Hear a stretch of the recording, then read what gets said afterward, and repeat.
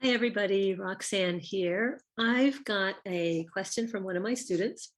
Um, and she was asking me a little bit to kind of elaborate on the background of this painting, all the bits of land that came into the back of this. So she had posted this, and I thought, wow, this is lovely. This is a really complex drawing of a guy and a dog. The guy's doing a handstand. She's got these proportions right. Our class that we're currently doing is carrot people. And I thought, this is really kind of pushing beyond those boundaries. So it was really exciting to see this complex form of the sky. And then she emailed me and asked a little further, can you elaborate on some of the background? So she knew something was bugging her, but she wasn't willing to just take my compliments on this complex drawing. She wanted to push a little further with what she was doing. So I said, well, what's your reference photo?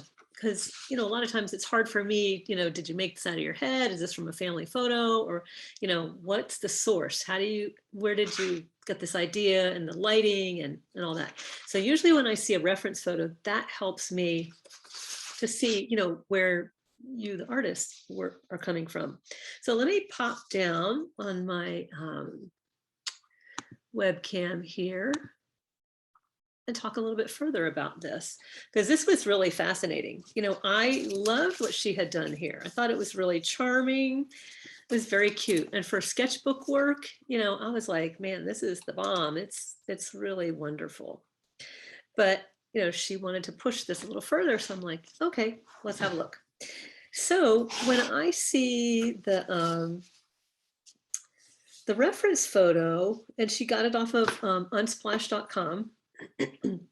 It's a great source. But it's a really, I think it would be a really difficult photo to use as a reference, because it's either at early morning or maybe late in the evening. It's those low, when the light is really super low in the sky, either it's pre-dawn or right before everything sets. And so with the background, the thing that I would highly recommend is what I recommend all landscape painters, and sometimes it's advice that I forget to use myself. So, it always bears constant reminding, because I went out painting yesterday, Sunday, and I actually made the mistake of not really squinting, and it gave me some big errors. So when we squint, so here, this is lovely. This form, the drawing, his feet are kicking in the air. It's totally believable. I mean, his feet are canted just a little bit different, but it's still weight centered. All this weight is centered over his hand. So it's believable that this is staying. That he's holding himself up. And by squinting, though, if you'll squint at this and then squint at that, you're going to see big value differences right along in this belly. And here the figure is dark against everything that's behind it. There's a little bit of shift here, and his jacket is it's a little bit lighter than what's behind him. Even though it's kind of close in value, he is closer to you in distance. So this is a little bit warmer, that's cooler, and really recedes in the background. So one of the things that I would suggest is when you're working on the skies, even though we've got some, there's some color shift in here, and it looks like there's some distant hills way far away. So we do see some suggestion of hills. I would even soften them even more. And I might bring the blues down a little bit, but again, it depends on if you really wanted to kind of make an exact duplicate. If you wanted to just use this as a source and then make this a more bright, brilliant day, those skies would be appropriate. one thing that I would still, even if it were a bright, brilliant day, most likely he's going to be backlit because the sun is over here. So you're going to see this shadow side. This is going to be the shadow side if your light source is over there. So this is going to be a little bit darker. So what I would do, I'm just going to paint on top of here, is let's get some skin tone here. I'm going to bring in a little bit of warmer or a deeper color to darken that a little bit. Even though we know he's Caucasian, that skin is in shadow and it's going to be a little bit darker. So when you squint, and of course this is a little bit warm, but when you squint, you're going to need to see this darker bit against the background. And, you know, now if this is a bright sunny day, you know, you're probably going to see some light on him. But since he's backlit and that's against the sun, I would say he probably needs, you know, this is going to be the shadow side. So you're not going to see light. You might see rim light around him. But since your light source is over there, he's going to be pretty much backlit. And you probably have some rim light.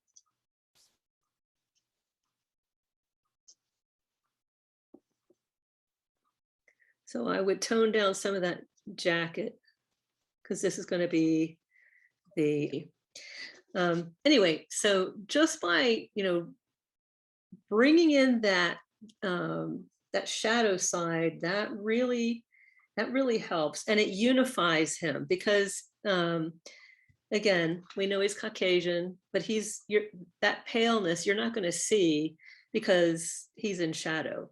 And you know, she's brought some shadow into his face, you know, on the lowest side, you know, that's facing the ground, that is the most in shadow. There's some, you know, reflected light coming back to the side of his face. So, you know, that looks appropriate. We might bring a little bit more shadow up to the side of his head because he is, again, this side that's facing away from the sun is going to be, it's the shadow side. So we're not going to see quite the light on there. So I would just knock that back with a little bit of, you know, one more layer.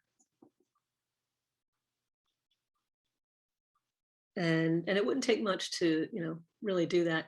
And already he looks a little closer. I don't know what that part is, but anyway, so I'm going to darken that because, you know, in this reference picture, you know, with your light source over there, this is going to be all backlit and he'll be in shadow. So that already to me kind of helps the background. One thing that I would do is I would really caution when you've got hills that are really far away, again, squint, remember to squint and see, you know, what do I see? I see kind of big masses, just big shapes. And, you know, even though when my eyes are wide open, I can see some, yeah, there's pines here and there's a, you know, purple ridge back there. I'd be kind of careful on, you know, getting it too busy. So I would want to put maybe a unifying layer, maybe a kind of a blue-green, like a blue-green gray, or even a purpley. Let's try a little bit of ultramarine blue and alizarin to make a purple, and let's kind of tone it down with a little bit, that's a little bit too warm. It still needs to be on the blue side since it's farther away. So let's kind of give this a test. We want to bring a little bit more blue into that. It's kind of a deep, dirty purple. So let's soften that down. And just push this hill back a little bit. And kind of uniform, just even bringing one coat over it kind of knocks that back.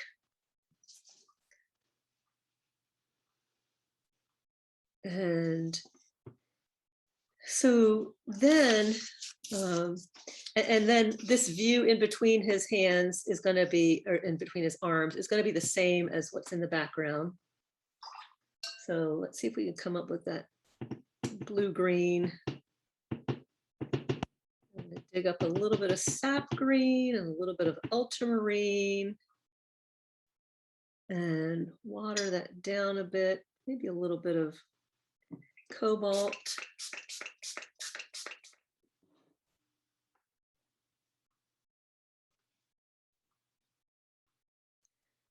And let's get a touch of just a speck of red to neutralize it just a bit. That'll tone it down a little more as well. So when you use something that's on the opposite side of the color wheel, that'll tone things down. So we're just going to bring that in.